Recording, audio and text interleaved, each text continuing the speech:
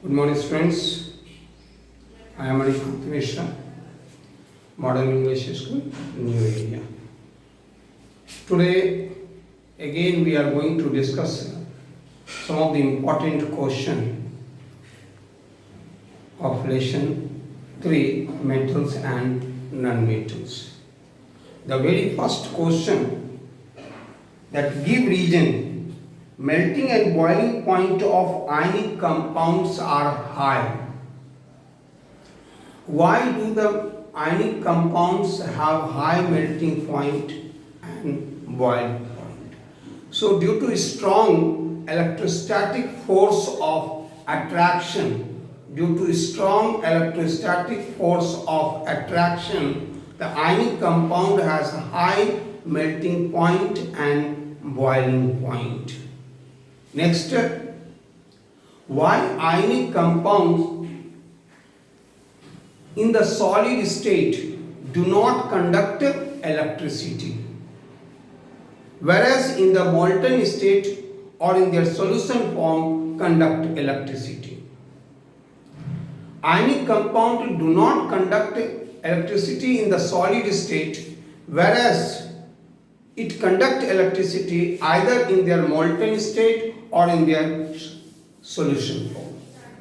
Because in the solid states, ions are strongly held by the electrostatic force of attraction or ion-ion interaction. Due to ionic interaction or electrostatic force of attraction, ions are strongly held together, due to which ions are not able to move. As a result, ionic compounds do not conduct electricity in the solid state. On the other hand, in the molten state or in their solution form, ions become free. Ions becomes free. There is a dissociation takes place. This dissociation takes place either in their molten state by heating it or by adding the water. When the water is added in an ionic compound, the interaction, the force is broken by the water.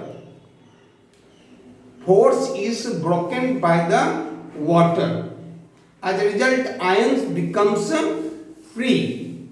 And if you talk about the molten state, there heat is required. So heat dissociate the compound into their constituent ion. Like a sodium chloride, if you talk about the sodium chloride, when you heat almost approximately 1100 Kelvin, then solid sodium chloride convert into liquid sodium chloride.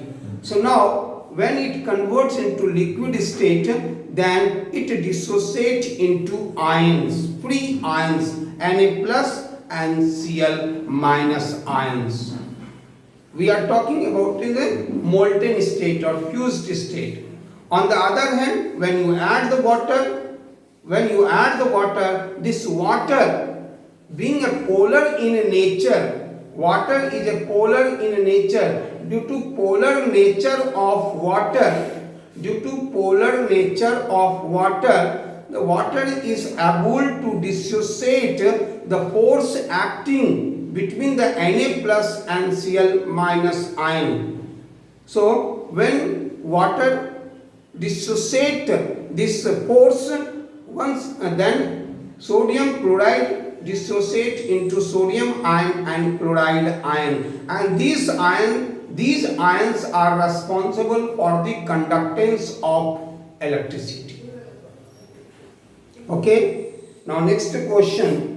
Aluminium is a more reactive than iron, yet there is a less corrosion of aluminium when both are exposed to air.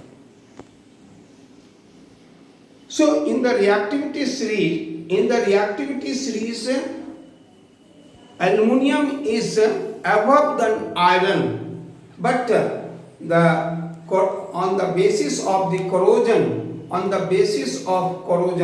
there is a more loss takes place of iron articles. Yet, as I said, aluminium is more reactive than iron. In the reactivity series, aluminium is above zinc. But why it happens so? Sorry, aluminium is above iron. So why it happens so? As you know that aluminium once forms oxide, it forms a protective layer or passive layer of aluminium oxide which do not allow further oxygen to reach underneath surface of aluminium. On the other hand, when iron reacts with air and moisture, then it forms a weak flaky layer of hydrated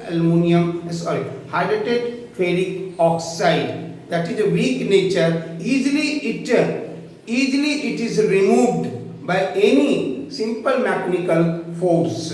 So again, the next surface of iron articles come in a contact of atmospheric gases and forms again the flaky brown layer. So this process continuously takes place. As a result, there is a damage of iron article takes place continuously.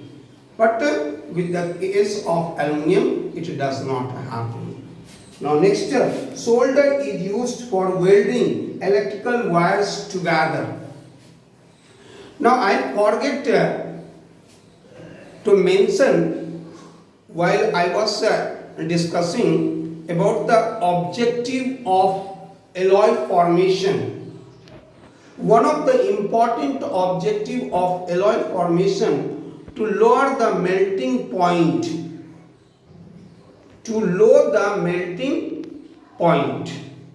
In order to lower the melting point of metal, we mix another metal. Like a tin has a quite a higher melting point, but when we mix another metal like a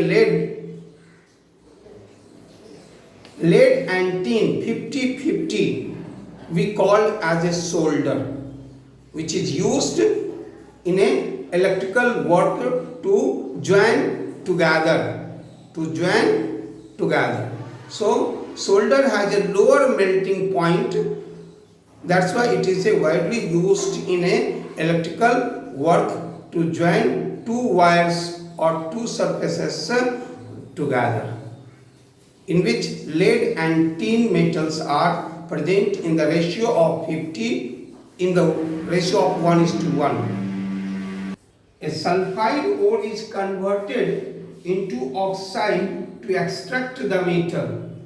As we know that it is easier to obtain metal from their oxide form rather than sulfide form. That's why first of all, the concentrated ore, if it is in a sulfide, it has to convert into their oxide form, followed by roasting process. Next, tarnished copper vessels are cleaned with tamarind juice. Tarnished copper vessels are cleaned with tamarind juice. So now, when we say tarnished copper vessel, as we have already discussed about the corrosion of copper. When copper metal is exposed to air, then it comes in contact of oxygen, carbon dioxide and moisture and forms CuCO3, CuOH whole 2. This is called basic copper carbonate. Basic copper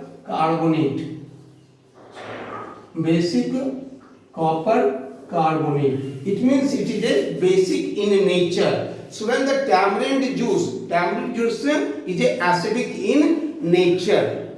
Tamarind juice is acidic in nature and this is a basic in nature. So easily there is a neutralization reaction takes place between the basic copper carbonate and the tamarind juice. As a result, copper vessel gets cleaned.